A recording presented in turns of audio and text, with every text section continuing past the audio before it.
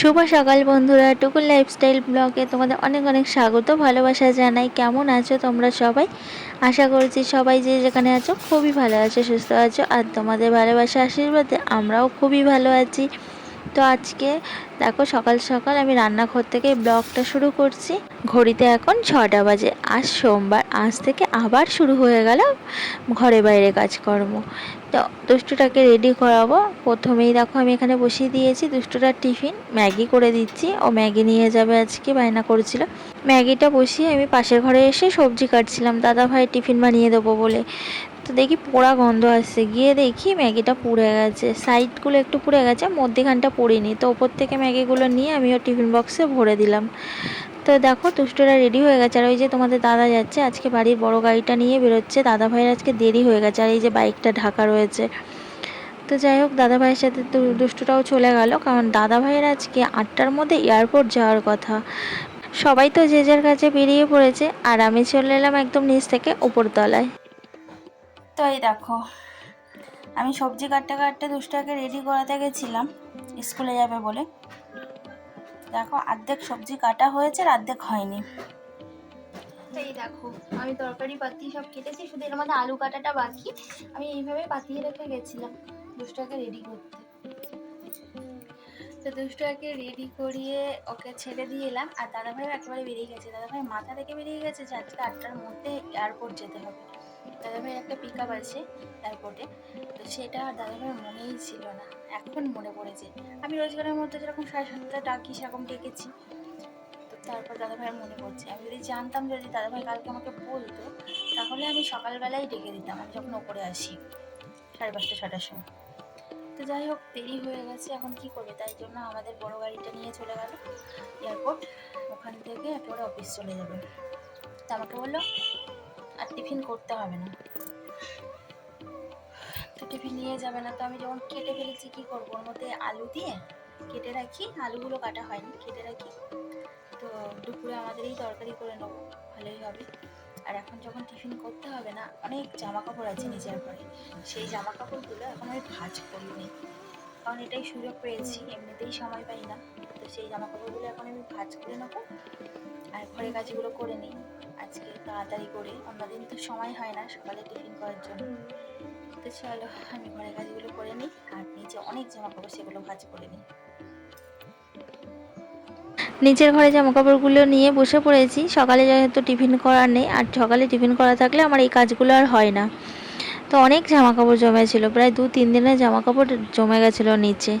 সেই সব জামা কাপড়গুলো নিয়ে বসলাম, আজকে সব ভাঁজ করব, তারপরে উঠবো। আর টিফিন করা যখন নেই, অনেকটাই সময় হাতে পেয়ে গেছি। তো দেখো জামা কাপড়গুলো আমি এক একে ভাঁজ করে নিচ্ছি, নিয়ে আমি জামা কাপড়গুলো সব আলমারিতে ঢোকাবার আছে, সব ঢুকিয়ে দেবো। এই জামা কাপড় ভাঁজ করা আর জামা কাপড় কাচা আমার হয়তো আর কোনো দিনই পিছু ছাড়বে না। তো জামা কাপড় রোজ আমি কাচতেই আছি, আর জামা কাপড় ভাঁজ করতেই আছি। জামা কাপড় ভাঁজ করা, জামা কাপড় কাচা আমার জীবন থেকে আর যাবে না। কত জামা কাপড় দেখো, আমি পুরো ঢেকে গেছি ভাঁজ করতে গিয়ে। তো এই দেখো বন্ধুরা, কত জামা কাপড় আমার আজকে হয়েছিল, সব ভাঁজ করলাম বসে বসে। এবার সব যে যার জায়গায় তুলে রাখি। আর বিছানাটা দেখেই বুঝতে পারছি, এখন বিছানাটা গোছাবো, ঘরটা সব ঝাড় দেবো। তো চলো, আর এখন ঘড়িতে 9:30 বাজে। তো এখন এবার এই যে ঘরটা, নিজের ঘরটা গোছাবো, গুছিয়ে রেডি হবো। তো এখন আপাতত আলমারিতে সব ঢুকিয়ে দিচ্ছি। আলমারিটার আমার না করুণ দশা। আলমারিটার ভিতরে জামা কাপড়গুলো কী অবস্থায় যে আছে সে একমাত্র আমিই জানি। আলমারিটার ভিতরে সব জামা কাপড় অগোছালো হয়ে আছে। আলমারিটা গোছাতে হবে। তোমাদের দাদাভাই যখন আলমারিতে হাত দেয়, কি বলে জানো, গরু হারালে আর খুঁজে পাওয়া যাবে না। এই দেখো বন্ধুরা, আমার ঘর দোয়ার সুন্দর করে গোছানো হয়ে গেছে, আর ঘর ঝাড় দেওয়াও কমপ্লিট হয়ে গেছে। চকচক করতে ঘরটাও কিন্তু আমি মুছে নিয়েছি।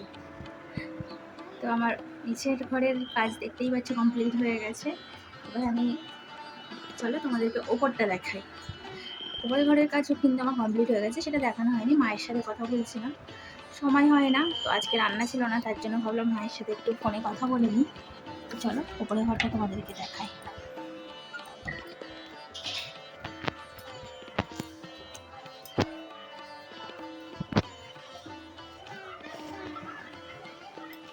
তো এই দেখো, আমার উপরের ঘরটাও কিন্তু সব সুন্দর করে গোছানো হয়ে গেছে।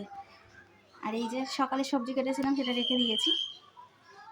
তো বিছানাটাও গোছানো হয়ে গেছে, আর এখানে মেয়ে মনে হয় টিফিন গুছিয়েছে। তো দেখো সস টস বার করে ওইভাবে রেখে দিয়েছে। তো আমার সব কাজ কমপ্লিট। এবার আমি স্নান করতে যাব, রেডি হব, দুষ্টটাকে আনতে যাব। চলো আমি ঝটপট রেডি হয়ে নিই। আর আজকের কিন্তু দারুণ রৌদ্র উঠেছে, মানে একদিন ভালোই রৌদ্র উঠছে।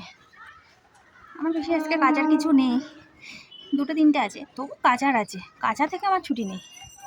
তো এই যে রেডি হয়ে বেরিয়ে পড়েছি, আর এই যে হাঁটছি রাস্তা ধরে, আর প্রচণ্ড রোদ, তার জন্য ছাতাটা ধরে রেখেছি। আর রোদ্রের এতটাই তাপ যে মাথাটা গরম হয়ে যাচ্ছে, আর হাত পা যেন পুড়ে যাচ্ছে। ছাতা না ধরলে হবে না। আর এইভাবে কোনোদিন ভিডিও করি না, তো ভীষণ লজ্জা লাগছিল, কে দেখেছে কি বলবে। তো যাই হোক, এই যে আমাদের ফেমাস খালপার, এই খালপার দিয়ে হেঁটেই তো যেতে হয়, এর আগেও দেখেছো তোমরা। তো হেঁটে যাচ্ছি, দুষ্টটাকে স্কুল থেকে নেব। আজকে টোটোয় উঠেছি, আর টোটো ছেড়ে দিয়েছে, বসতে হয়নি বেশিক্ষণ। তো দেখো দুষ্টটা ওদিকে খেলা শুরু করে দিয়েছে, আর আমি এখন তালাটা খুলবো, খুলে ঘরে ঢুকবো। তো আগের দিন দুষ্টু বায়না করছিল তালা খুলবে, তো তালা খুলতে পারিনি বলে আজকে আর কোনো বায়না করেনি। তো যাই হোক, চলো তালাটা খুলে আগে ঘরে ঢুকি। আর ওদিকে দেখো চোখ বন্ধ করে ঘুরছে, মাথা ঘুরে পড়বে না বলো। দুষ্টুটার অবস্থা দেখো, শুয়ে পড়েছে এসে। জামা কাপড়টা ছাড়, তারপরে শো। প্যান্ট জামাটা খুলে ফেল। ঘুম পাচ্ছে, জামা প্যান্টটা, স্কুলে জামা প্যান্ট পরে ঘুম করবি? ওঠ ওঠ শিগগিরি ওঠ বাবা, ওঠ। জামা প্যান্টটা মোজাটা খোলো। আর দেখো আমরা এখন কটার সময় বাড়ি এসেছি, 11টা 15 বাজে। আসার সময় বেশিটা সময় লাগে না, কারণ টোটো ধরে চলে আসি। তো একা একাই ড্রেসটা খুলবে, ও একা একা খুলতে পারে।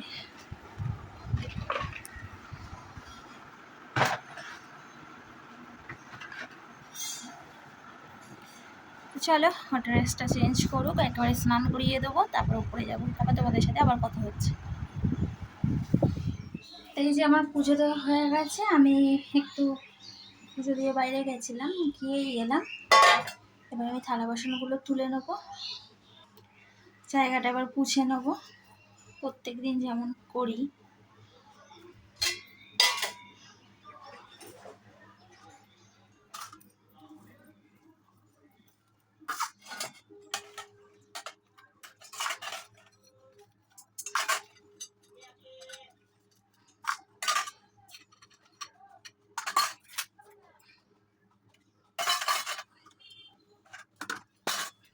তো থালা বাসনগুলো তুলে নেওয়া হয়ে গেছে, আমি জায়গাটা ভালো করে পুছে দিচ্ছি। তো প্রত্যেক দিন কিন্তু এই কাজগুলো আমি করি পুজো দেওয়ার পরে। একটু বাইরে চলে যাই পুজো দিয়ে, তারপর ভিতরে এসে আমি থালা বাসনগুলো তুলে জায়গাটা পুছে নিই। তারপরে দেখো আমি মশলার কৌটো ধুয়ে নিয়ে এলাম, মশলার কৌটোগুলো ধোয়া ছিল। তো মশলা কৌটোগুলো ধুয়ে জালে উবুর করে দিচ্ছি, জলটা ঝরে যাবে, তারপরে এর ভিতরে মশলা ঢালবো। এই মশলাদানিটা না আমার একদম ভালো লাগে না, কেন বলো তো, একদিন হাত থেকে পড়ে গেছিলো, আর সব মশলা এক হয়ে গেছিলো। লঙ্কার গুঁড়ো, জিরের গুঁড়ো, 5 ফোড়ন, গোটা জিরে সব এক হয়ে গেছিলো। তার জন্য না এর ভিতরে রাখতাম না, তো আবার ভাবছি রাখি। দেখি লেখাটা দিই, একা একা চলে এসেছিস, দেখি কেমন। একটু মাথাটা এদিকে নিচু কর, এদিকে ফেরা, আমার দিকে ফের। একা একা চলে এসেছে, দেখো কেমন হয়েছে জানিও। না না না, ওটা চিবে কেন? এখন পেন্সিল কাটতে হবে? কাটা পেন্সিল নেই? পেন্সিল কাটা নেই কেন? নতুন পেন্সিলটা কি দরকার? অনেক পেন্সিল আছে তো। কখন তুই পড়তে বসবি বল, এখন পেন্সিল কাটবি? পেন্সিল কেটে কি করব? বললাম না অ্যাকাউন্টিং 5050 থেকে 3030 অবধি চটপট লিখে আমাকে দেখাও। ছটপট লিখে দেখাও, ঘরের মধ্যে সরিও না, এখানটা রাখো, রেখে এক জায়গায় একসাথে করে ফেলে দাও। সেই সারা ঘর ছড়াচ্ছে, এইভাবে তুই ঘর দুয়ারগুলো নোংরা করিস। তাড়াতাড়ি আয়।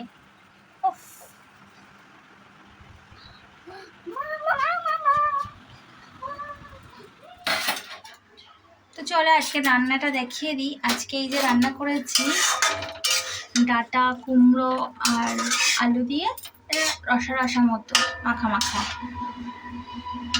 আর এদিকে হচ্ছে পেঁপে ডাল। এখনো হলুদ দেওয়া হয়নি, আর একটু ফুটছে। এই যে পেঁপে ডাল, ডালের মধ্যে পেঁপে আর আলু দিয়ে পেঁপে ডাল করেছি, আর করেছি ভাত। এই যে, তো এই হলো আজকে দুপুরের মেনু আমাদের, দেখিয়ে দিলাম তোমাদেরকে। তোমাদের কার কার বাড়িতে কী মেনু হয়েছে তোমরা কিন্তু অবশ্যই কমেন্ট করে জানিও। রান্নাবান্না কমপ্লিট করে খাওয়া দাওয়াটাও সেরে নিয়েছি, তো চলে এলাম নিচের ঘরে। চলো তোমাদেরকে দেখাই কালকে কি কেনাকাটা করে নিয়ে এলাম। কালকে তোমাদেরকে দেখিয়েছিলাম যে পাশের বাড়ি একটা জামাকাপড় ব্যবসা করে, তাদের বাড়ি থেকে কয়েকটা জামাকাপড় নিয়ে এসেছি। তো সেই জামাকাপড়গুলো দেখানো হয়নি, আজকে দেখাবো বলেছিলাম। তো এই যে এখানে দেখো গেঞ্জি আছে 4টে। তো এই 4টে গেঞ্জি সবাইকে দিতে হবে, তার জন্যই নেওয়া, কারণ সবাই জামা কাপড় দিচ্ছে আর আমাদের না দিলে হয় বলো? দেখো যে যেমন করবে তাদের সাথে তো তেমনই করতে হয়। তো তারা দেবে আমরা নেব, আমরা দেবো না, সেটা তো কখনো হয় না। তার জন্য তোমাদের দাদাভাই কালকে বাড়ি ছিল, বললাম চলো তাহলে গিয়ে কিছু জিনিস নিয়ে আসি। তো বাড়ির পাশে বাড়িতেই জামা কাপড়ের ব্যবসা করে, কম দামের মধ্যে জামা কাপড় বিক্রি করে, তো সেখান থেকেই নিয়ে এলাম। তো এই 4টে গেঞ্জি নিয়েছি, আর এখানে এই যে একটা কুর্তি নিয়েছি। নতুন মেয়ে জামার বিয়ে হয়েছে এবছর, মানে এই 1-2 মাস, তো তাদেরকে তো দিতে হবে, না দিলে হবে বলো, বাড়ির মেয়ে। তো তার জন্য ওই একটা কুর্তি নিলাম আর গেঞ্জি নিলাম, আর এই একটা টপ। এই টপটা আমার মেয়ের জন্য নিয়েছে, তো অনেকটাই বড়, মারতে হবে। ও অনলাইন থেকে টপটা নিয়েছে। আর একটা জিন্স নিয়েছে, সেটাও অনলাইনে, এখনও আসেনি, আসলে। আর কদিন আগে আমার বাবা এসেছিলো, তোমরা দেখেছিলে তো। বাবা না টাকা দিয়ে গেছিলো আমার ছেলে মেয়ের জন্য, আর আমার চায়ের ছোট একটা মেয়ে আছে তার জন্য। তো সেই বাবার টাকা থেকে আমার মেয়ের জন্য এই জামাটা কিনে দিয়েছি, ও এই লং ফ্রকটা নিয়েছে। আর আমার মানে ছেলের এখনও পায়নি, ছেলের নিয়ে আসেনি, যেখান থেকে জামা কাপড় নিয়েছি তারা বললো নিয়ে আসবে কাল পরশুর দিকে, তাই জন্য ওর জামা কাপড়গুলো আর আনা হয়নি। আর জায়ের মেয়ের আমার দরুন আর আমার বাবার দরুন অনলাইনে অর্ডার করে দিয়েছি। তো এই যে খুবই সামান্য কিছু কেনাকাটা করেছি, তোমাদের তো দেখালাম, দেখলে। এবারে না কিনলে নয়, তাই কিনেছি। তোমাদের দাদাভাই বলেছিল এবার পুজোয় কিছু কিনবে না, কিন্তু বললাম না কিনলে নয়, তাই কিনতে হলো। তো এখন ঘড়িতে দেখিয়ে দিই 3:30 বেজে গেছে, 35 হয়ে গেছে। আর দুষ্টটা ওই যে শুয়ে পড়েছে। এখনো কিন্তু দুষ্টটা আর কিছু কিনে দেয়নি ওর বাবা। দুষ্টটাকে কিনে দেওয়া হবে না, বদমাইশি করে, তো ওর জন্য কিচ্ছু কেনা হবে না। তো ওরটা এখন পাইনি, যেখান থেকে এইগুলো নিয়েছি সেখানে ওর জামা এখন আসেনি। ওর জামা এলে তো নিয়ে আসবো, খবর দেবে বলেছে। তো চলো এগুলো আমি গুছিয়ে এখন একটু শুই। আজকের মতো ভিডিওটা এখানে শেষ করছি। আবার তোমাদের সাথে দেখা হচ্ছে কালকে আবার একটা নতুন ভিডিওতে। ততক্ষণ অবধি তোমরা খুব ভালো থাকবে, সুস্থ থাকবে। হ্যাঁ, ভিডিওটা ভালো লাগলে একটা লাইক করে দিও, আর যদি ভীষণই ভালো লাগে আমার ভিডিওটা কমেন্টস করেও কেমন লাগলো, আর চ্যানেলটা সাবস্ক্রাইব করে আমার পাশে থেকো। সবাই সুস্থ থাকবে, ভালো থাকবে। চলো টাটা, টাটা করে দে। টাটা, আমাকে লাইক করে দাও।